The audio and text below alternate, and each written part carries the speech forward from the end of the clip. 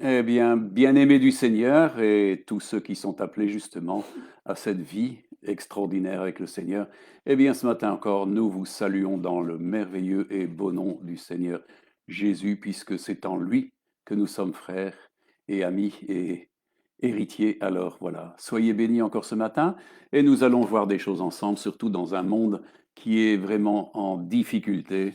Et je voudrais vous parler justement de la liberté que Dieu veut donner à ses élus. Et ça, c'est hyper important de comprendre parce que nous sommes dans un monde où nous voyons les libertés de plus en plus être absolument détruites, hein. Or, la parole de Dieu nous dit que Dieu nous a appelés à la liberté. Et il a dit, si le Fils de l'homme vous a franchi, vous serez réellement libres. Mes amis, c'est quelque chose de merveilleux de penser que Dieu nous appelle à la liberté alors que nous voyons un monde qui en réalité est en train d'enfreindre les libertés personnelles, les libertés des peuples, les libertés de tout individu pour amener une véritable dimension de dictature. Nous voyons que tout le monde est en train de réagir par rapport à cela. Et je me souviens qu'il y a déjà pas mal de temps, j'avais lu un livre qui s'appelle Un monde unifié sous l'Antéchrist. Mes amis, comment cela peut-il se faire? Vous savez, on parle, et je crois que tous les dictateurs ont toujours parlé de complot, hein. On est toujours complotiste contre une dictature. En réalité, vous savez, la première des dictatures, elle s'est passée dans les cieux avec Satan, qui en fin de compte s'est levé contre Dieu, et il a entraîné un tiers des anges. Alors vous comprenez qu'il y avait un complot énorme dans les cieux, si bien que ce complot, eh bien, a trouvé sa solution parce qu'ils ont été précipités sur la terre. Le gros problème, c'est que le complot continue et en fin de compte, il y a une dictature qui s'installe et tous ceux qui ne veulent pas entrer sous la dictature s'appellent complotistes. Le christianisme, excusez-moi mes amis, mais c'est toujours un complot contre, en fin de compte, une tyrannie, hein. On parle de ceux qui ont été des tyrans des peuples et tout ça, qui les ont opprimés. Eh bien, regardez tous les tyrans, ils ont toujours opprimé et Satan est le premier opprimeur qui se fait dans ce monde. Il est un tyran, un voleur, un destructeur, un menteur et un criminel. Donc c'est lui, il est réellement le complotiste qui, en fin de compte, œuvre contre le travail de Dieu, contre l'unité, contre l'amour de Dieu. Mais nous savons que ça va mal se terminer pour lui. Et c'est tout près de se faire. Mais néanmoins, des hommes continuent de croire que, en fin de compte, ce système-là peut marcher, et c'est ce qui se passe. Ce livre, je crois, qui parlait d'un monde unifié sous l'Antéchrist, eh bien, celui qui écrit ça, maintenant, actuellement, il peut revoir complètement sa copie. Parce que depuis lors, mes amis, il y a bien des choses qui se sont faites, hein, qui, en fin de compte, nous le voyons s'activer devant nous en très peu de temps. La privation des libertés particulières, des libertés de rencontrer ses amis, les aînés, tout ce qui sont. Si vous avez vu combien de gens ont eu de la peine et ont conduit en fin de compte à des dépressions, à des suicides, mes amis, c'était quelque chose de terrible. Et nous voyons combien, en fin de compte, le fait de pouvoir servir Dieu dans la communion des saints et de pouvoir se réunir nous est ôté, alors que c'est un droit. C'est un droit constitutionnel de pouvoir le faire. Donc vous voyez que même ce droit-là nous est ôté, donc cette liberté nous est ôtée sous des prétextes sanitaires qui sont fallacieux. Mes amis, tout cela ne tient pas debout et on le sait, car beaucoup maintenant de pays sont en train de relâcher ces confinements, cette dictature, cette oppression qui ne fait que, en fin de compte, détruire les économies mondiales. C'est un but recherché par ceux qui veulent être des contrôleurs et des dictateurs de ce monde, ces oligarques, hein, c'est cette classe de gens qui pensent être les meilleurs du monde et de diriger le monde et de d'amener les gens dans cet eugénisme où c'est eux qui sélectionnent ceux qui ont le droit de vivre et le droit de mourir. N'est-ce pas? Nous voyons que tout mène vers ces choses-là. Et nous sommes vraiment maintenant dans des pertes de liberté. Mes amis, on ne peut plus aller en vacances où on veut, on ne peut plus voyager comme on veut, on ne peut pas prendre l'avion comme on veut. Mes amis, on est dans des limites de plus en plus restrictives. Et est-ce que c'est ça la liberté? Dieu nous a créés pour être libres. On est loin de ça. Mais voyez-vous, on est, comme le dit, hein, dans l'instruction que l'on voit, on est à l'ère du big data, hein, du machine learning et de l'intelligence artificielle, car les algorithmes, eh bien, sont devenus omniprésents et règlent tout dans nos vies.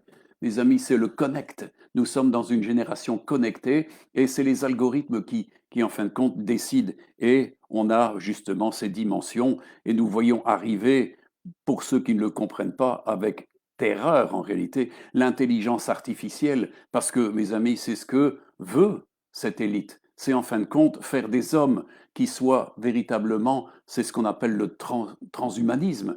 C'est en fin de compte des gens qui deviennent des véritables robots. Pourquoi? Eh bien parce que avec l'intelligence artificielle, on vous implante des puces qui en fin de compte réagissent sur le neurotransmetteur, c'est-à-dire sur vos neurones, c'est-à-dire la communication de vos décisions au niveau de l'intelligence, au niveau du cerveau, et tout ça par une activation magnétique. C'est pour ça que cette intelligence va de plus en plus être maîtrisée au travers de la 5G. La 5G va amener en fin de compte une connexion qui va véritablement vous rendre dépendant d'informations à votre insu. Vous allez être, disons, dirigé comme de véritables robots. Et c'est ce qu'ils cherchent.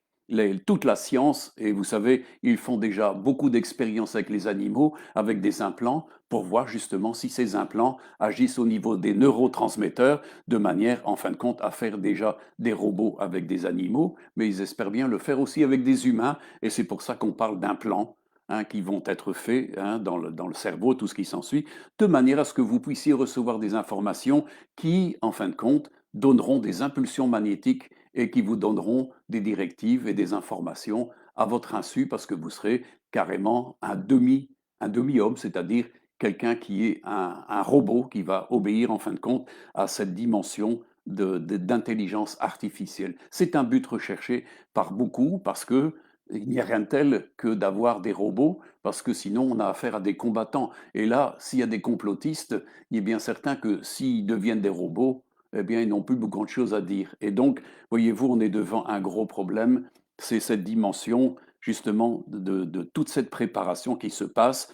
Et ça se passe, et on le sait, tous les chefs d'État attendent depuis longtemps la venue en fin de compte, de la mondialisation. Et on sait que même des gens comme Sarkozy et d'autres, le pape et d'autres chefs d'État attendent depuis longtemps, en fin de compte, un gouvernement mondial avec, en fin de compte, et comme on le dit d'ailleurs, Macron l'a dit, la bête vient. Ils le savent.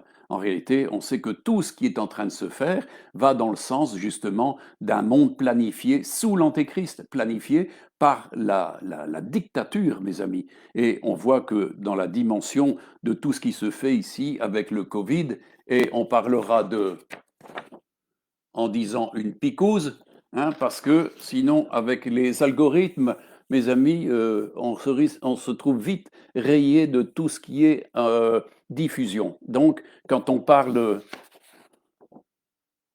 picouse. OK?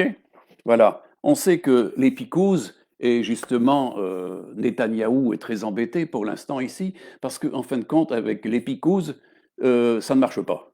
Et donc, il prévoit, parce qu'il dit, il est très pessimiste, qu'en réalité, tous les gens, l'État, les Israéliens vont devoir subir tous les 6 mois une nouvelle picouse. Une nouvelle picouse avec quoi dedans? Avec des nanoparticules, mais aussi avec les terribles MRC5, qui sont en réalité des extraits de fœtus pris dans des enfants avortés vivants pour justement maintenir des cellules vivantes. Mes amis, tous les vaccins comportent ces dimensions de MRC5. Donc, un chrétien ne peut en aucun cas accepter qu'il soit picousé avec des éléments comme ça, parce que, mes amis, c'est contraire à l'éthique chrétienne. On ne peut pas profiter de la faiblesse des enfants et de la technique, en fin de compte, de l'avortement qui devient industriel, mes amis, et profiter de ça pour nous protéger de pseudo-virus. Hein.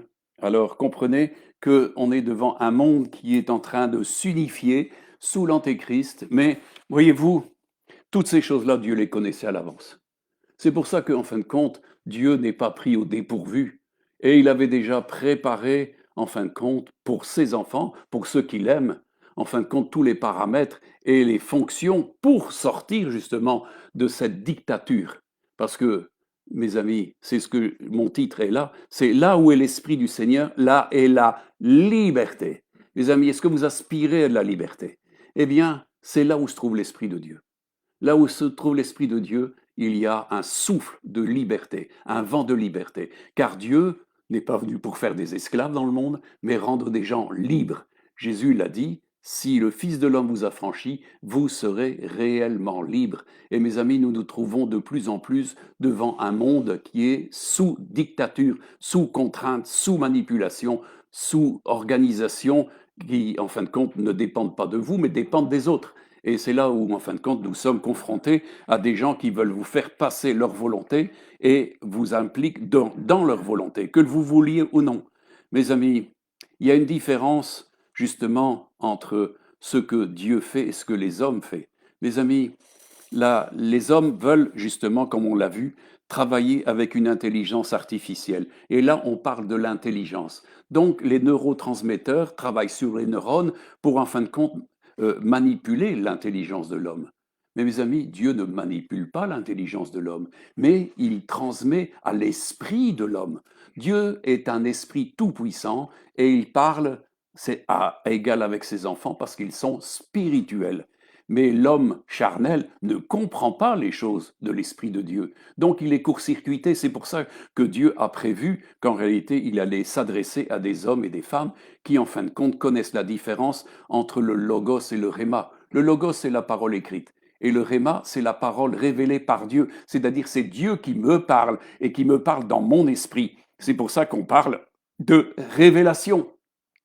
Paul parle des révélations qu'il a reçues, des visions, des paroles de connaissance, des paroles de prophétie. Tout ça relève en fin de compte de la dimension de l'esprit et de la révélation de l'esprit, et ça ne passe pas par le trafic, j'oserais dire, de l'intelligence.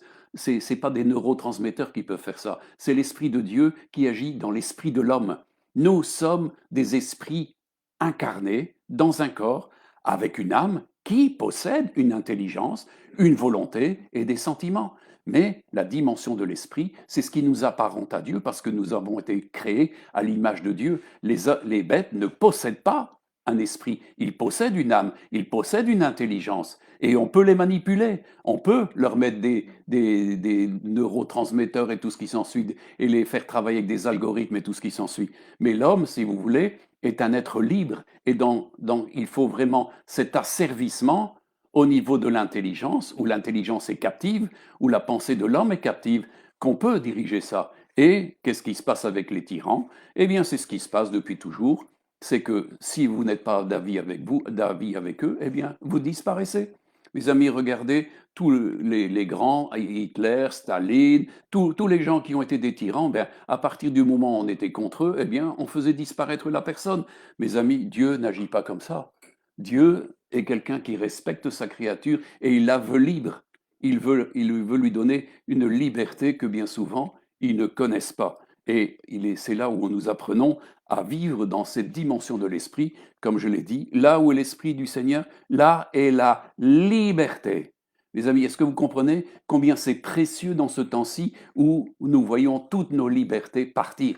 Regardez tout par toutes les manifestations. Qu'est-ce qu'ils exigent? La liberté.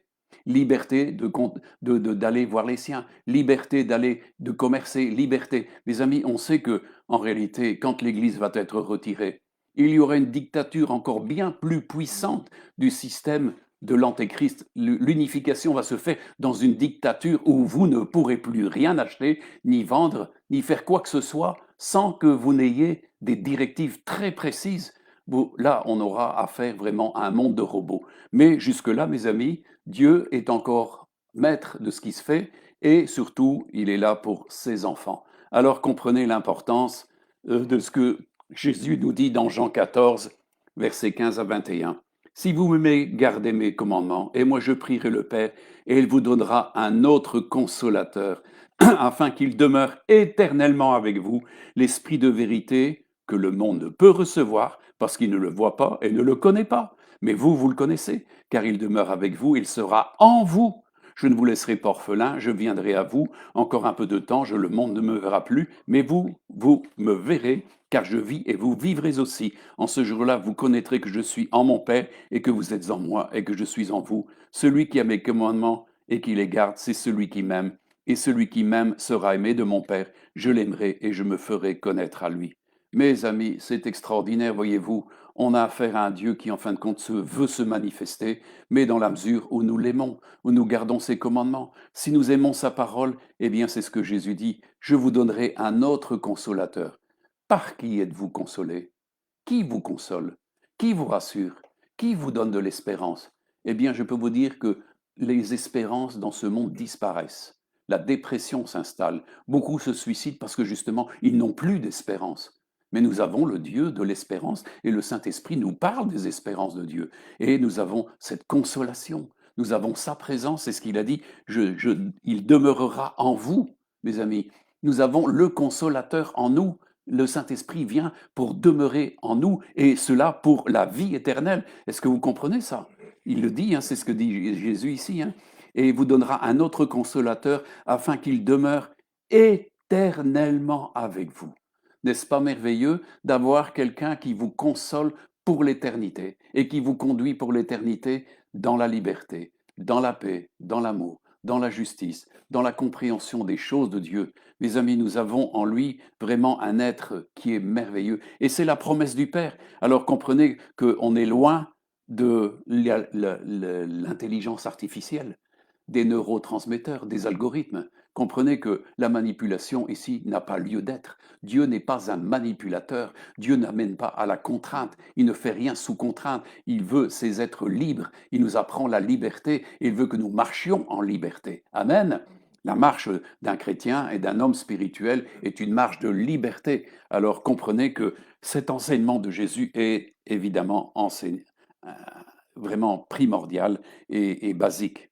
Et comme il le dit, ensuite, il vous enseignera toutes choses. Et ça se trouve dans la suite avec Jean 14, toujours, versets 25 à 27. Et je vous dis ces choses pendant que je demeure avec vous, mais le consolateur, l'Esprit Saint, que le Père enverra en mon nom, vous enseignera toutes choses et il vous rappellera tout ce que je vous ai dit. Je vous laisse la paix, je vous donne ma paix. Je ne vous donne pas comme le monde donne, que votre cœur ne se trouble pas et ne s'alarme pas. Mes amis, il vous enseignera toutes choses. Amen. Qu'est-ce que vous avez besoin de savoir? Mes amis, le Saint-Esprit a une connaissance de tout. Et celui qui a un esprit de révélation, mes amis, peut être enseigné de Dieu. C'est ce que Jésus a dit. Ils seront tous enseignés de Dieu. Qui donc? Eh bien, ceux qui ont l'esprit de Dieu, ceux qui marchent avec Dieu, ceux qui aiment Dieu, ceux qui aiment ses commandements et qui appliquent la vérité dans leur vie. Eh bien, ils seront enseignés de Dieu et il vous enseignera toutes choses. Amen. Hein, c'est ce qu'il dit ici. Hein.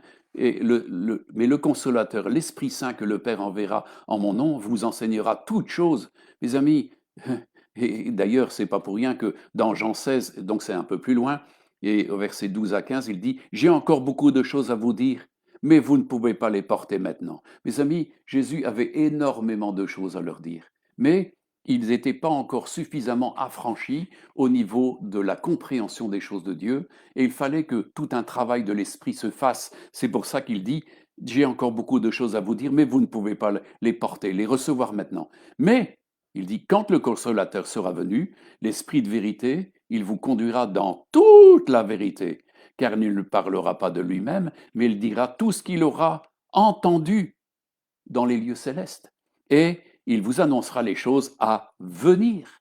Mes amis, vous voyez que Dieu est très au courant de ce qui se fait ici, et ceux qui sont en contact avec l'Esprit de Dieu ne sont pas troublés au travers de ce qui est en train de se passer. Pourquoi? Parce que ces choses-là, on a été avertis d'avance. Toutes ces choses-là, on savait qu'il y avait des temps difficiles, qu'il allait avoir des persécutions, qu'il allait avoir cette montée de la mondialisation hein, et d'une Babylone politique, financière et aussi une Babylone religieuse avec l'écuménisme. Mes amis, on n'est pas étonné de ce qui se met en place. Mais dans toutes ces choses-là, justement, comme on est averti, eh bien, on est guidé au travers de cela pour avoir de la force pour résister. C'est ce que Jésus a dit.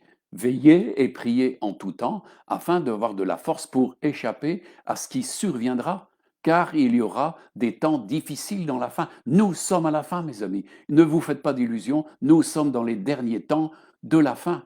Et le Seigneur est à la porte, et c'est pour ça que vous voyez monter justement cette mondialisation et cette perte de liberté, ces effondrements, et avec le désir de faire un grand reset, comme ils disent, où on effondre toutes les monnaies, toutes les finances pour reformer, en fin de compte, une finance qui, en fin de compte, va être orchestrée par l'Antéchrist lui-même.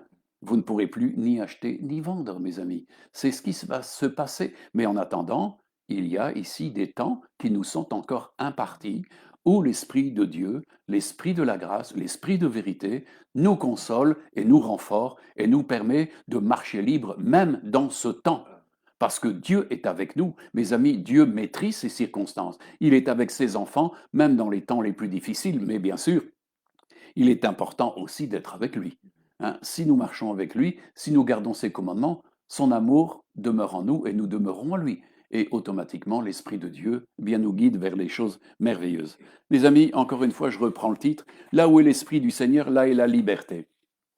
Et il nous est dit dans 2 Corinthiens 3, versets 16-18, mais lorsque les cœurs se convertissent au Seigneur, le voile est ôté. Or, le Seigneur, c'est l'Esprit.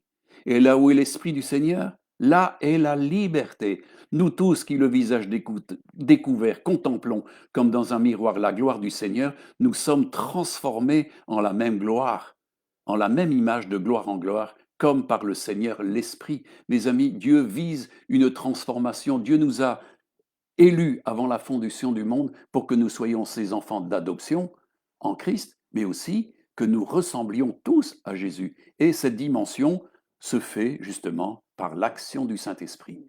L'action du Saint-Esprit nous amène justement de gloire en gloire, en gloire, en gloire. Et ça, c'est tout le travail de sanctification, de régénération. Et ça, c'est important. J'insiste beaucoup dans mon enseignement sur le fait d'être renouvelé dans l'intelligence. Pourquoi? Parce que l'intelligence a été captivée, mes amis. Et il est important dans ce monde d'être libéré véritablement, justement, de toutes les influences. Quand nous voyons, j'en parlais encore hier dans une réunion de prière, à ceux qui étaient là, que, en fin de compte, Jésus avait chassé de Marie-Madeleine 7 esprits. Mes amis, qu'est-ce que ça veut dire? Ça veut dire que cette personnalité se faisait dans sa vie. On pourrait dire, voilà, Marie-Madeleine est une véritable schizophrène parce qu'elle avait des intelligences multiples, des affections multiples, des personnalités multiples. Et ça, mes amis, Dieu veut nous libérer justement de tous ces esprits. Et Paul disait très bien, vous supportez d'autres esprits que celui que vous avez reçu. Or, il est important de n'avoir qu'un seul esprit. Il n'y a qu'un seul Esprit Saint, mes amis. Il n'y en a pas deux, il n'y en a pas 36, il n'y en a qu'un. Il n'y a qu'un seul Seigneur, une seule foi, un seul baptême, un seul esprit. Et donc, il est important que nous comprenions l'importance justement d'avoir cet esprit en nous. Parce que, comme on l'a vu, hein, le Seigneur, c'est l'esprit. Hein, regardez donc, là où est l'esprit du Seigneur, c'est la liberté. Hein, là où est l'esprit, c'est le Seigneur.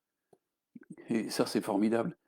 Or, le Seigneur, c'est l'esprit. Et là où est l'esprit du Seigneur, là est la liberté. Mes amis, il n'y a pas de liberté sans l'Esprit Saint, sans le Seigneur. Il est venu pour nous libérer et il nous met son esprit pour justement recevoir cette dimension. Et c'est ce qui permet, en fin de compte, de triompher. Et nous voyons que tous ceux qui ont reçu l'Esprit Saint et qui ont reçu l'onction du Seigneur ont fait des choses étonnantes. Mes amis, ils ont brisé tous les liens, tous les chaînes, tout ce qui était contraignant pour être vraiment des plus que vainqueurs. Et alors, nous allons voir ici encore un autre petit titre qui dit « Vous avez reçu l'onction de la part de celui qui est saint ». Mes amis, l'onction est quelque chose qui est très important. Et il n'y a rien de pire pour un homme de Dieu qui a connu l'onction de la perdre. On a vu, par exemple, que le roi Saül, en fin de compte, a perdu l'Esprit Saint. L'onction n'était plus avec lui. Pourtant, il avait fait au début des bonnes choses. Mais l'onction, en fin de compte, est revenue sur un David qui plaisait à Dieu, qui avait un cœur pour Dieu. Automatiquement, Dieu a mis l'onction royale. Mais cette onction royale lui a permis de vaincre Goliath, mes amis. Et l'onction est toujours quelque chose qui est donné à des vainqueurs, à ceux qui aiment Dieu et qui gardent ses commandements et qui obéissent et qui font sa volonté. Nous voyons que Gédéon a fait ça.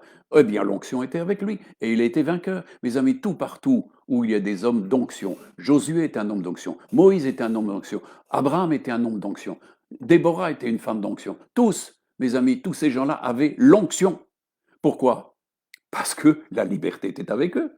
C'était des libérateurs.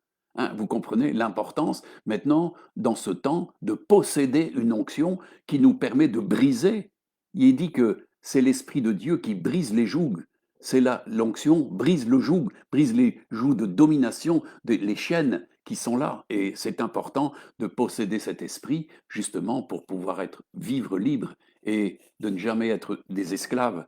Jésus est venu nous affranchir de tous les esclavages, alors que le monde est en train de conduire les hommes sous l'esclavage. Mes amis, est-ce que vous comprenez dans quelle époque vous êtes? Jésus a dit, est-ce que vous discernez l'époque dans laquelle vous êtes?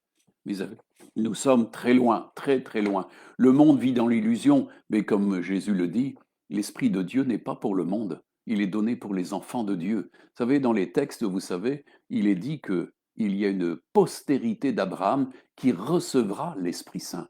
Les autres, ce n'est pas toutes les postérités d'Abraham qui recevront, ce sont ceux qui ont la foi d'Abraham et qui ont été justifiés, qui ont reçu la grâce et la justice, comme il est écrit, à plus forte raison, ceux qui ont reçu le don de la grâce et le don de la justice régneront avec Christ dans cette vie. Mes amis, ils sont appelés à régner avec Dieu. Amen. Alors comprenez que l'onction est quelque chose de très important. L'onction confère une liberté, mais bien d'autres choses bien d'autres choses encore. Et on va prendre dans 1 Jean, chapitre 2, versets 18 à 24, et Jean nous dit, petits enfants, c'est la dernière heure. Et est-ce que vous êtes d'accord avec lui? Lui ne savait pas ce qu'il disait, mais nous, on le sait bien, c'est la dernière heure. Et comme vous avez appris qu'un antéchrist vient, il y a maintenant plusieurs antéchrists, et par là nous connaissons que c'est la dernière heure. Amen. Ils sont sortis du milieu de nous, mais n'étaient pas des nôtres, car s'ils eussent été des nôtres, ils seraient demeurés avec nous, mais cela est arrivé afin qu'il fût manifeste que tous ne sont pas des nôtres. Pour vous, vous avez reçu l'onction de la part de celui qui est saint, et vous avez tous de la connaissance. Je vous ai écrit non pas que vous ne connaissiez pas la vérité, mais parce que vous la connaissez, et parce qu'aucun mensonge ne vient de la vérité. Qui est menteur? Sinon celui qui nie que Jésus est le Christ, celui-là est l'antéchrist. Qui nie le Père et le Fils? Quiconque nie le Fils n'a pas non plus le Père. Quiconque confesse le Fils a aussi le Père. Qu'est-ce que vous avez entendu? Pardon, que ce que vous avez entendu dès le commencement demeure en vous. Si ce que vous avez entendu dès le commencement demeure en vous, vous demeurerez aussi dans le Fils et dans le Père. Amen. Alléluia. Mes amis, pour vous, vous avez reçu l'onction de la part de celui qui est saint. De qui donc s'agit-il? Eh bien, c'est Jésus, c'est le saint. C'est lui. Il nous a transmis l'onction divine, l'onction royale. Amen. Et ça, mes amis, c'est quelque chose que beaucoup, dans l'éternité, nous envieront. Parce que celui qui ne l'a pas reçu, mes amis, ne vivra jamais avec Dieu. C'est pour ça que cette onction que nous avons reçue de Jésus est quelque chose de très important. Moi, je sais que quand j'étais enfant, je voulais vivre quelque chose avec le Seigneur. Et je voulais que Dieu puisse me guider, me corriger, m'encourager, tout ce qui s'ensuit. Mais ça n'a pas été possible jusqu'au jour où j'ai reçu l'Esprit de Dieu. Là, j'ai eu cette capacité d'entendre, mes amis, et c'est ça pour ça qu'il dit ici, hein, pour vous avez reçu l'onction de la part de celui qui est saint, et vous avez tous de la connaissance. Amen. Mes amis, c'est formidable. C'est ce qu'il dit, je vous écris non que vous ne connaissiez pas la vérité, mais parce que vous la connaissez, parce qu'aucun mensonge ne vient de la vérité. Mes amis, qu'est-ce que la vérité? C'est ce que Ponce Pilate a demandé à Jésus. Mais qu'est-ce que la vérité? Et Jésus, qu'est-ce qu'il a dit? Il a dit, mais je suis la vérité. Je suis venu pour rendre témoignage à la vérité. Mais qui reçoit la vérité? Mes amis, le monde est rempli de fausses vérités et de contrefaçons de vérité. Mais l'esprit de vérité nous conduit dans toute la vérité. Et comme il est dit ici, cette onction, elle ne peut pas être un mensonge. C'est ce qu'il est dit ici. Mais parce que vous la connaissez, parce qu'aucun mensonge ne vient de la vérité. C'est incompatible. Le mensonge et la vérité ne peuvent pas cohabiter. C'est pour ça que la parole de Dieu nous invite à être des enfants de Dieu et de parler selon la vérité. Mes amis, on est devant un monde de fraude, un monde d'hypocrisie. On est devant des gens qui trichent constamment, qui masquent, qui trafique de tout, qui fraude à tous les niveaux. Mes amis, ça en devient insupportable. Je ne sais pas si vous êtes comme moi, mais on se demande si quelqu'un nous parle, s'il nous parle d'une manière intègre, et on s'aperçoit qu'on est floué, qu'on est trompé, que c'est truqué, hein, et on est dans un monde qui ne connaît plus la vérité, qui ne se réfère plus à la vérité. La vérité, mes amis, il dit que la vérité sera combattue, et nous voyons combien la vérité est combattue. Mes amis, mais nous sommes, nous, nous avons reçu une onction qui, en fin de compte, nous permet de parler selon la vérité. Amen. Hein, c'est ce qu'il dit ici, je reprends le verset 20. Pour vous, vous avez reçu l'onction de la part de celui qui est saint. Mes amis, celui qui est saint est celui qui est la vérité.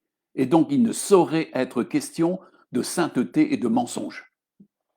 Mes amis, on a vu que le monde religieux est un monde de trafic.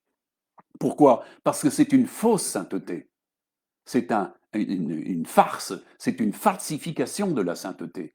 Mais le monde, l'univers du royaume de Dieu et de l'Esprit de Dieu est un univers très saint. Dieu est un Dieu très saint et en lui, il n'y a aucun mensonge, il n'y a aucun trafic, il n'y a aucune fraude en Dieu. Dieu, quand il parle, de ses lèvres constamment sort la vérité. Et jamais un mensonge, jamais une tricherie, jamais un trafic. Ça n'existe pas. Alors vous comprenez l'importance de ce que dit Jean, hein, dans ce verset 20. Pour vous, vous avez reçu l'onction de la part de celui qui est saint. Est-ce que vous avez reçu cette onction de celui qui est saint? Et c'est ce qu'il dit, hein, après. Et vous avez tous de la connaissance. N'est-ce pas merveilleux? À partir du moment où nous avons l'onction, nous avons de la connaissance, c'est-à-dire que la parole de connaissance, la parole prophétique, la parole de révélation, Dieu se révèle à vous. La connaissance vient, amen. Alors, vous comprenez l'important de cette onction et on va aller un peu plus loin. Et il dit, l'onction que vous avez reçue de lui demeure en vous. C'est ce qu'il dit dans Jean, donc toujours dans Jean 1, 2, versets 26 à 29. Et il dit, Jean continue, je vous écris ces choses au sujet de ceux qui vous égarent. Pour vous, et c'est vrai, des gens qui nous égarent, il y en a plein. Mes amis, vous êtes devant un monde qui ne cherche qu'à tromper. Et c'est ce que disait Paul dans son épître, hein, afin que nous parvenions tous à l'unité de la foi et de la connaissance du Fils de Dieu, afin de ne plus être victimes de la tromperie et des ruses des hommes. Mes amis, si nous possédons la vérité qui enseigne, eh bien, nous, comme il est dit, on ne se laisse plus avoir par ceux qui nous égarent. Beaucoup de gens sont des égarés. La religion a égaré, mais l'Esprit de Dieu n'égare personne. Jésus n'est pas venu pour égarer des gens, c'est pour les amener au but. Hein, c'est les amener à la vie éternelle avec lui. C'est leur permettre d'entrer dans le royaume. Et mes amis, nous savons qu'il y a beaucoup de discours qui sont des discours de fraude et des discours falsifiés, des gens qui ont transformé les Écritures et qui ont, en fin de compte, rendu la grâce, vraiment, ils ont profané la grâce et les enseignements de Dieu. Mais mes amis, tout ça, moi j'appelle ça du vrai complot contre Dieu. Hein. Alors, vous comprenez qu'on est là pour rectifier et de ne pas entrer dans le complot de ceux qui se sont égarés. Vous savez, il y a ceux qui sont égarés et qui égarent les autres. Et comme Jésus l'a dit, si un conducteur est aveugle, que peut-il faire s'il conduit des autres aveugles? Ils vont tous au fossé. Mes amis, nous sommes dans un temps où justement nous voyons beaucoup de gens se perdre et beaucoup de gens, et c'est ce qui est dit, même les esprits peuvent agir et séduire les élus. On a vu, j'ai eu donné tous des enseignements sur les dimensions de l'élection, de travailler à l'élection. Mais il y a tellement de séduction pour égarer que même des élus peuvent être trompés et séduits et s'écarter de l'élection et de leur vocation et de l'onction. Mes amis, il n'y a rien de pire que de perdre son onction. Nous avons vu que David a reçu l'onction royale. Pourquoi? Parce que le roi Saül a perdu son onction. L'Esprit Saint lui a été retiré, il est devenu un parano. C'était devenu un criminel. C'était un homme rempli d'esprit impur. Alors qu'il était au début mené par l'onction. Il avait reçu l'onction royale et il pouvait même prophétiser. C'était un prophète. Mes amis, vous aviez un roi prophète et tout lui a été retiré. Et c'est pour ça que David, quand il a eu péché, il a dit à Dieu, surtout, ne me retire pas ton Esprit Saint. Ça aurait été fini de lui, ça aurait été fini d'une directive et de connaître la vérité, d'être conduit par l'Esprit de vérité. Il n'y avait plus de consolation, il n'y avait plus de conseils à avoir de la part de Dieu. C'était terminé. Et c'est pour ça que David a vraiment prié et s'est humilié devant le Seigneur. Et Dieu l'a restauré, il lui a pardonné. Mais mes amis, ne perdons pas. Et c'est pour ça que la parole de Dieu nous dit de ne pas éteindre l'Esprit Saint, de ne pas l'attrister. Mes amis, j'ai vu, vous savez, j'entre ici maintenant dans ce mois de mars, dans ma 46e année de marche avec le Seigneur. J'ai vu beaucoup de gens bien commencer. Et ils avaient reçu l'onction. Ils avaient reçu le Seigneur. Ils avaient vécu des belles choses. Et j'ai vu après que, un petit peu à la fois, cette onction disparaissait parce qu'en fin de compte, ils attristaient, ils ne se soumettaient pas à l'Esprit. Mes amis, Jésus a été soumis à l'Esprit jusqu'au bout. Les apôtres ont été soumis à l'Esprit jusqu'au bout. Et ils ne l'attristaient pas. Et c'est pour ça que ces hommes et ces femmes ont été puissants. Ils pouvaient faire les œuvres de Christ parce que l'Esprit de Christ demeurait en eux. L'onction était là et leur communiquait, en fin de compte, ce savoir des choses à faire. Le réma était donné, mes amis. Ce n'étaient pas des religieux, c'était des hommes et des femmes spirituels conduits par Dieu. Et ça, c'est tellement ce que Dieu veut dans ces temps-ci, parce qu'il va restaurer son Église justement pour être encore cette Église qui démontre sa sagesse infinie. Il y a une révélation qui va se faire dans un court laps de temps pour un reste qui est fidèle, qui marche dans l'onction, qui n'a pas bradé son onction. Vous savez, il y a ceux qui ont été comme Ésaü et en fin de compte ont vendu leur droit d'aînesse, leur droit d'onction, leur droit de puissance, leur droit d'autorité pour des choses dans toutes sortes de compromis. Et ça, après ça, pour revenir en arrière, c'est fini. Mes amis, on ne se moque pas de Dieu. Quand Dieu nous donne quelque chose, c'est quelque chose de précieux. Et s'il y a bien une chose qui est précieuse, c'est l'onction que confère le Saint-Esprit.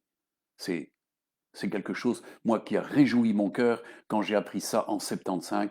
Et j'étais très étonné de voir que cette onction enseignait plein de choses. Et c'était cette marche du Seigneur, cette conduite personnalisée où on a de la connaissance.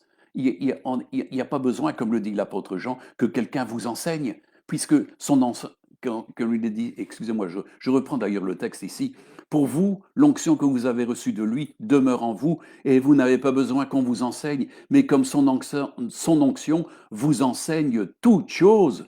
Mes amis, elle vous enseigne toutes choses. J'ai appris que le Saint-Esprit pouvait me parler de tous les aspects de ma vie, dans les dimensions de l'hygiène, dans les dimensions du couple, dans les dimensions du travail, dans les dimensions financières, dans tout. Nous avons de la connaissance et on n'a pas besoin que quelqu'un vienne derrière notre épaule en disant tu dois faire ceci, tu dois faire cela. Pourquoi? Parce que l'Esprit, comme Jésus l'a dit, demeure en nous.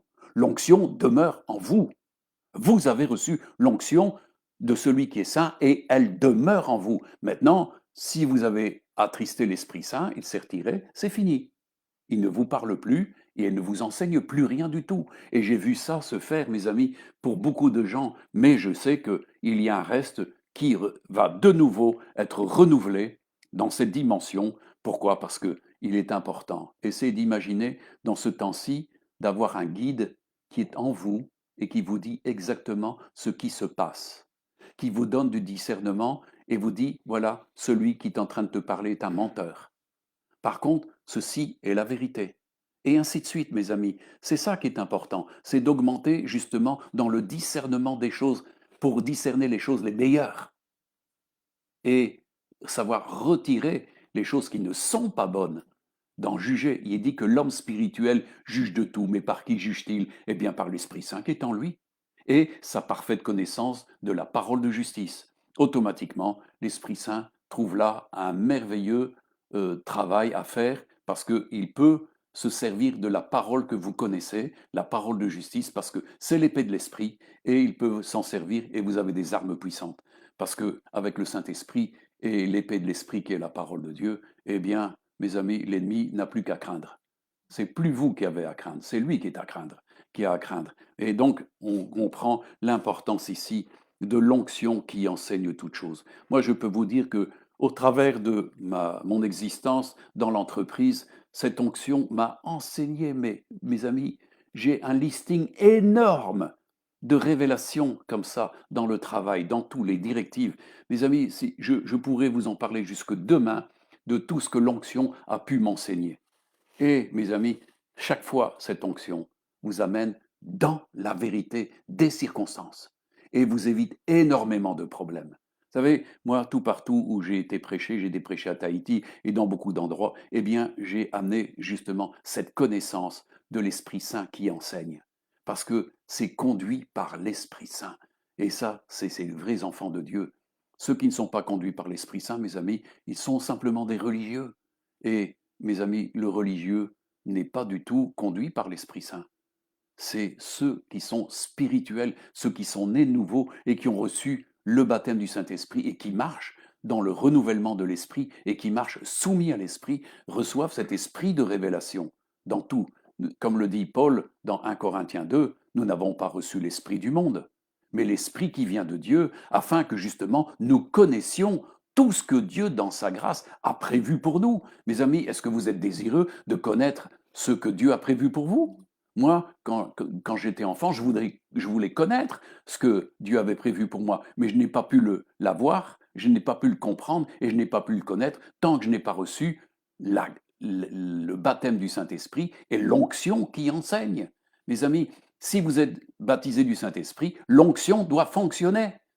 C'est l'esprit de révélation, c'est l'esprit avec des paroles de sagesse, avec des paroles de connaissance, avec des prophéties, avec des visions, avec des songes, car Dieu se sert de tout cela justement pour nous informer. Et dans ce temps, je crois que justement, dans ce temps terrible que nous traversons, c'est toutes ces dimensions spirituelles, en fin de compte, sont notre équipement pour justement résister et vaincre et avancer et gagner et avoir des victoires. Amen. Et pas nous faire piller, pas nous faire voler, mes amis. On sait que l'ennemi veut justement nous bloquer dans notre vie hein, et dans notre but. Hein, c'est ce qui est dit. Hein, l'esprit d'infirmité, c'est l'esprit d'asthénie. C'est-à-dire, vous êtes bloqué dans tout parce que vous êtes sans force. Or, Dieu ne nous donne pas un esprit de faiblesse, il nous donne un esprit de force. Mes amis, un esprit de sagesse, c'est ce qui est dit. Hein, je vais aller un peu plus loin. Et d'ailleurs, ici, on va remonter carrément à l'origine, hein, et on va parler de Jésus. Et de quelle onction parlons-nous ici hein? Alors, je prends ici Ésaïe 11, au verset de 1 à 5. Puis un rameau sortira du tronc d'Isaïe, un rejeton naîtra de ses racines. L'Esprit, et c'est important pour nous, l'Esprit de l'Éternel reposera sur lui, l'Esprit de sagesse et d'intelligence, Esprit de conseil et de force, Esprit de connaissance et de crainte de l'Éternel. Il respirera la crainte de l'Éternel, il ne jugera pas sur l'apparence, il ne prononcera pas sur un oui-dire, mais il jugera les pauvres avec équité, il prononcera avec droiture sur les malheureux de la terre. Il frappera la terre de sa parole comme d'une verge, et du souffle de ses lèvres il fera mourir le méchant. La justice sera la ceinture de ses flancs, et la fidélité la ceinture de ses reins. Amen. Mes amis, ça c'est l'esprit qui reposait sur Christ. Mais mes amis, si nous sommes ses fils et si nous sommes ses héritiers, excusez-moi, mais c'est le même esprit. C'est un esprit, donc, qui repose sur nous, c'est un esprit de sagesse, d'intelligence, un esprit de conseil et de force, un esprit de connaissance et de crainte de l'éternel. Mes amis, c'est ça que Dieu nous appelle. Et mes amis, où est-ce que vous allez chercher votre capacité, votre énergie? Vous savez, la parole de Dieu nous parle justement de différents domaines, des ressources que Dieu communique, le dunamis, hein, d'où on tire la dimension de dynamite, donc d'être dynamique dans la vie, d'être énergia, c'est avoir de l'énergie. Tout ça, le Saint-Esprit nous communique. L'exousia, c'est l'autorité qui est déléguée. Et le kratos, qui est la puissance royale de décréter des choses parce que Dieu a décrété des choses et nous les prononcer dans ce monde par l'Esprit de Dieu. Mes amis, c'est tous des aspects que prononce l'Esprit Saint au travers de nous. Et nous sommes appelés justement à manifester suite au réma, suite à ce que Dieu nous révèle, nous pouvons agir sur les situations avec ces dimensions de dunamis, d'énergia, d'exousia, de kratos, qui sont les manifestations que Christ a données et qui sont, eh bien, que tous les prophètes ont manifesté, mes amis. Et les apôtres l'ont manifesté. C'est là où, en fin de compte, cette onction nous donne une parfaite autorité, une parfaite maîtrise des situations. Nous ne sommes plus esclaves des situations. On ne domine plus sur nous, mais c'est nous qui dominons sur les situations par l'Esprit de Dieu. Encore une fois, c'est ce que Jésus a dit, et c'est quand il s'est rendu justement dans la synagogue de Nazareth. Il nous a dit qu'il se rendit à Nazareth, et ça c'est dans Luc 4, verset 16. Il se rendit à Nazareth, comme il avait été élevé, selon sa coutume, il entra dans la synagogue le jour du sabbat. Il se leva pour faire la lecture, et on lui remit le livre du prophète Ésaïe. L'ayant déroulé, il trouva l'endroit où il était écrit: L'Esprit du Seigneur est sur moi, parce qu'il m'a oint pour annoncer une bonne nouvelle aux pauvres. Il m'a envoyé pour guérir ceux qui ont le corps brisé, pour proclamer aux captifs la délivrance et aux aveugles le recouvrement de la vue, pour renvoyer les libres les opprimés, pour publier une année de grâce du Seigneur. Et ensuite, il roula le livre, le remit au serviteur et s'assit. Tous ceux qui se trouvaient là dans la synagogue avaient le regard fixé sur lui. Alors il commença à leur dire: Aujourd'hui, cette parole de l'Écriture que vous venez d'entendre est accomplie. Mes amis, c'est ça qui est important. Jésus est oint, l'Esprit de Dieu est sur lui. Pourquoi? Parce qu'il l'a oint pour. Et souvent, mes amis, on se méprend quant à l'onction. Eh bien, l'onction, dans un premier temps, elle enseigne. Elle enseigne quoi? Elle enseigne la vérité. C'est pour ça que Jésus a dit, voilà, il dit: L'Esprit du Seigneur sur moi parce qu'il m'a oint pour annoncer une bonne nouvelle. Les amis, qui vous annonce des bonnes nouvelles maintenant? Les amis, quand vous voyez les conseils de sécurité, vous redoutez ce qu'ils vont dire, n'est-ce pas? Hein? Tous ceux qui se disent les maîtres de la condition sanitaire, hein, médicale et tout ça, vous ne les redoutez pas? Mais mes amis, est-ce qu'il y a de bonnes nouvelles?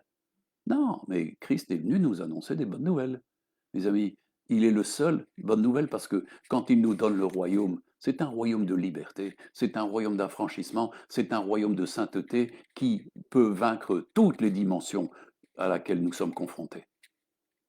Nous sommes véritablement libérés parce que, en réalité, Jésus est venu pour libérer des captifs.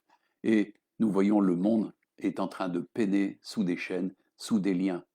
C'est ce qu'on a vu la fois passée dans le psaume 2. Délivrez-vous des liens, brisez les chaînes. Mes amis, le monde est en train d'enchaîner les gens de ce monde. Hein, les gens sont sous dictature. Ils ne sont pas libres. Ils sont sous l'oppression.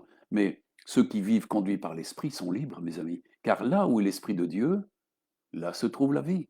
Là se trouve la liberté. Il n'y a rien à faire. Dieu est un être libre et l'Esprit de Dieu ne peut être mis en cage. Il ne peut pas être confiné. Dieu nous amène dans la liberté. Dieu ne veut pas que ses enfants soient confinés. C'est contraire à ses vues, à ses principes. C'est ce que Jésus dit. Le Fils de l'homme est venu pour vous affranchir. Ça veut dire être libre, pas pour nous confiner. Mes amis, ça c'est le monde qui fait ça. C'est le système diabolique, c'est le système de l'antéchrist, c'est le système de la mondialisation qui veut qu'en fin de compte limiter continuellement et arriver à maîtriser les peuples, à les dominer. C'est ce qui se passe, mes amis. Mais Dieu a heureusement des contre-mesures, mais ces contre-mesures, elles ne sont comprises que par ceux qui sont nés de nouveau, par ceux qui marchent par l'Esprit. C'est ce qui est dit. Hein. Alors, je reprends ici encore dans 2 Timothée, chapitre 1er, versets 6 à 7. C'est pourquoi je t'exhorte à ranimer le don de Dieu que tu as reçu par l'imposition de mes mains, car, dit-il, ce n'est pas un esprit de timidité que Dieu nous a donné. Ah non, non, non, c'est pas de la timidité, mais un esprit de force, d'amour et de sagesse. Amen. Mes amis, c'est tellement important de comprendre cela. Hein. Et dans la véritable démonstration, nous trouvons dans Romains 8, versets 9 à 17, il dira: Pour vous, vous ne vivez plus selon la chair, mais selon l'Esprit, si du moins l'Esprit de Dieu habite en vous. Si quelqu'un n'a pas l'Esprit de Christ, il ne lui appartient pas. Et si Christ est en vous, le corps, il est vrai, est mort à cause du péché, mais l'Esprit est vie à cause de la justice. Et si l'Esprit de celui qui a ressuscité Jésus d'entre les morts habite en vous, celui qui a ressuscité Christ d'entre les morts rendra aussi la vie à vos corps mortels par son Esprit qui habite en vous. Ainsi donc, frères, nous ne sommes pas redevables à la chair pour vivre selon la chair. Si vous vivez selon la chair, vous mourrez. Mais si par l'Esprit vous faites mourir les actions du corps, vous vivrez. Car tous ceux qui sont conduits par l'Esprit de Dieu sont fils de Dieu. Et vous n'avez pas reçu un esprit de crainte, un esprit de servitude pour être encore dans la crainte, mais vous avez reçu un esprit d'adoption par laquelle nous crions Abba, ça veut dire papa, ça veut dire père. L'Esprit lui-même rend témoignage à notre esprit que nous sommes enfants de Dieu. Or, si nous sommes enfants, nous sommes aussi héritiers, héritiers de Dieu et co-héritiers de Christ, si toutefois nous souffrons avec lui afin d'être glorifiés avec lui. Mes amis, on voit qu'il n'y a plus à ce moment-là de contrôle par une intelligence artificielle et des implants dans votre tête, hein, qui sont manipulés par la G5. Hein. C'est terminé, mes amis. Ce n'est pas des algorithmes qui vont vous influencer. Ce n'est pas une dictature et une servitude que des hommes essaient d'imposer parce que nous avons un, un être qui nous libère et qui nous permet d'être libres. Et nous savons que la liberté vient bientôt. Amen. Alors comprenez l'importance de ce que nous avons vu ici.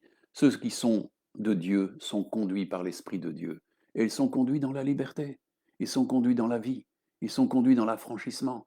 Mes amis, nous avons l'opportunité de faire cela encore et de nous perfectionner véritablement dans ces dimensions. Alors, mes amis, l'onction va vous enseigner toutes choses.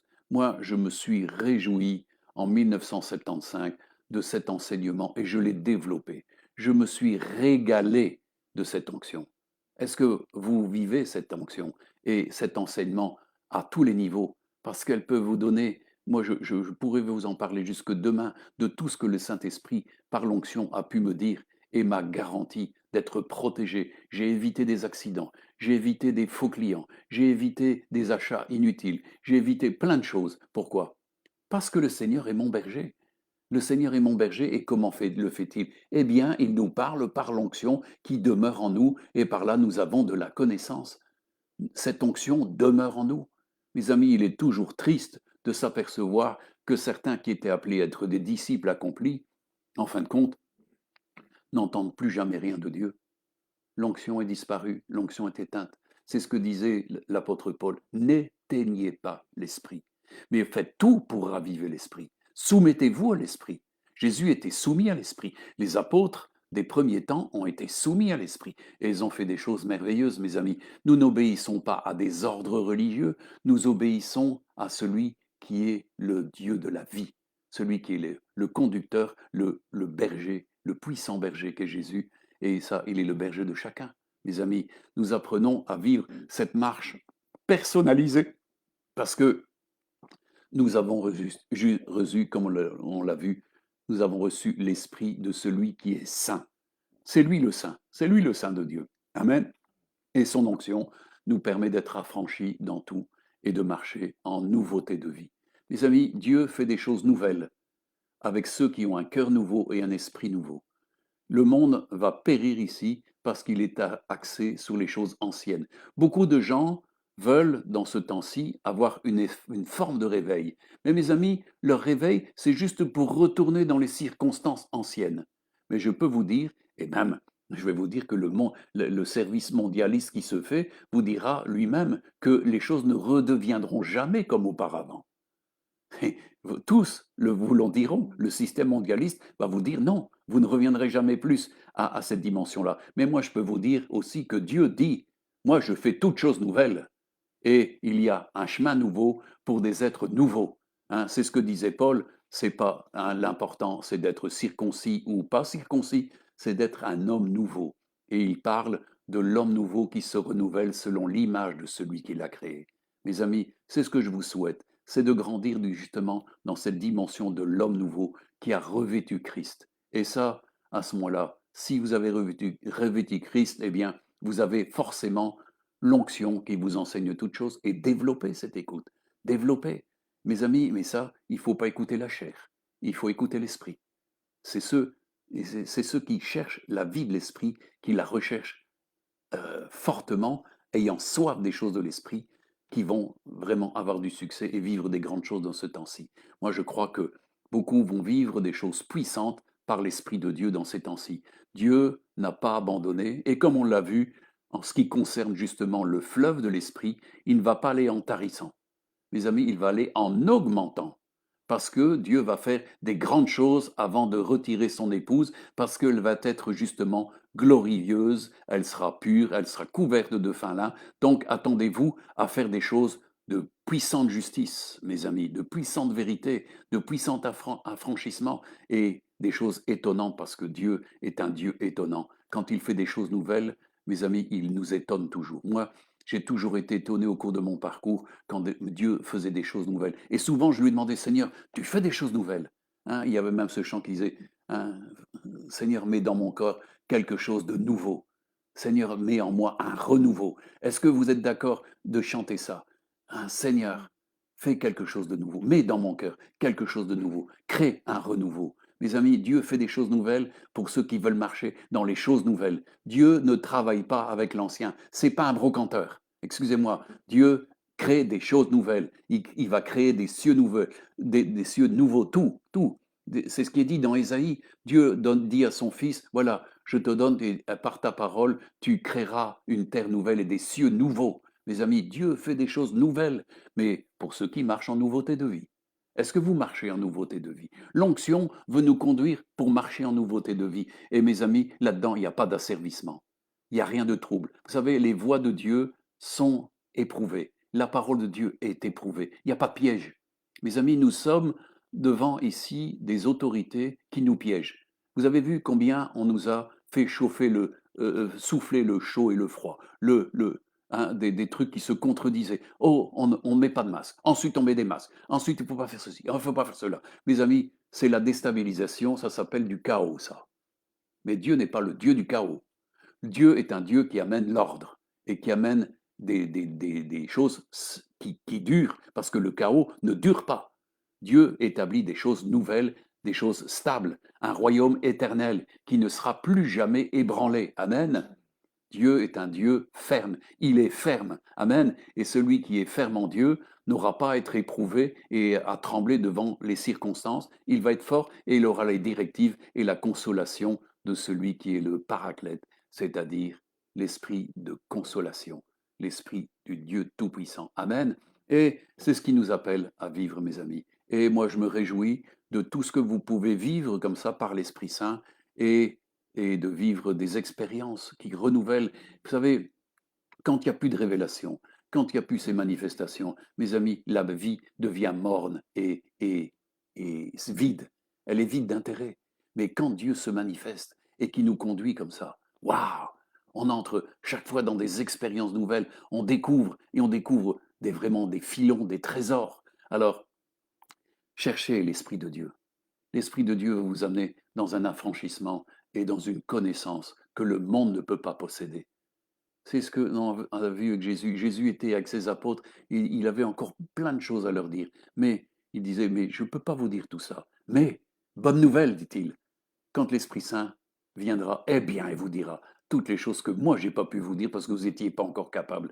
Il y a une question de maturité. Et mes amis, on le sait, quand on est un bébé, eh ben, on a besoin de petit lait. Ensuite, on a besoin du lait deuxième âge. Et ensuite, un petit peu à la fois des panades et tout ce qui s'ensuit. Et vous n'allez pas manger une entrecôte tout de suite. Il est bien certain qu'une nourriture va se faire en fonction de la maturité. C'est ce que disait Paul aux Galates. Il dit, vous avez besoin de petit lait alors que vous devriez déjà être des maîtres et être capable d'avoir une nourriture puissante, une nourriture forte. Et mes amis, je peux vous dire que dans ce temps-ci, il faut être rendu capable de supporter une nourriture forte de l'esprit parce que c'est nécessaire dans ce temps-ci. Mes amis, si vous ne l'avez pas, vous n'allez pas résister. Beaucoup ne succomberont. Mes amis, il n'y a que les violents, les forts, ceux qui se tiennent fermes dans l'onction qui vont vaincre. Mes amis, l'onction enseigne tout et elle enseigne la force. Ce n'est pas un esprit de timidité, mais c'est un esprit de force, d'amour, de sagesse. Et on a tellement besoin de la sagesse de Dieu dans ce temps-ci pour ne pas faire n'importe quoi. Beaucoup de chrétiens font n'importe quoi, font allégeance à n'importe quoi, écoutent n'importe quoi. N'écoutez pas n'importe quoi. Il faut être dans cette capacité de discerner et de pouvoir cribler ce qui est dit. Et comme il est dit, Jésus, l'esprit de vérité, et comme le disait Paul, non, pardon, c'est Jean, afin de ne pas être égaré par des gens. Il y a ceux qui vous égarent, et l'Esprit de Dieu ne va pas vous égarer. Au contraire, il va vous recentrer sur la volonté de Dieu, sur les objectifs de Dieu, sur le but de Dieu, sur les valeurs de Dieu. Ça, c'est le rôle de l'Esprit Saint. Il conduit dans toute la vérité. Et c'est ce que nous avons besoin dans ce temps-ci. Mes amis, nous sommes devant un temps où il y a fraude, hypocrisie, mensonge, trafic de toute influence, tout ça. Mes amis, mais le Saint-Esprit ne fait jamais ça parce qu'il nous aime et nous respecte et il veut le meilleur pour chacun d'entre nous. Alors, comprenez l'importance de ce titre. Là où est l'Esprit de Dieu, là se trouve la liberté. Et nous sommes appelés à ça. Voilà, que le Seigneur vous bénisse et à bientôt. Alors, n'oubliez pas, pour les réunions, soyez à l'heure parce que après on ferme les portes, hein. Donc soyez donc à l'heure pour les réunions, hein. On ne peut pas recevoir tellement de monde, alors soyez à l'heure, ceux qui sont là, ben, participent, hein. Donc lundi et puis aussi tous les matins, hein, nous avons toujours nos réunions de prière qui sont toujours des temps de réjouissance où chaque fois il y a des nouveautés, des explications du Saint-Esprit et c'est très, très important d'avoir cette communion, hein, les uns les autres. Voilà, que le Seigneur vous bénisse. On vous aime beaucoup dans le Seigneur.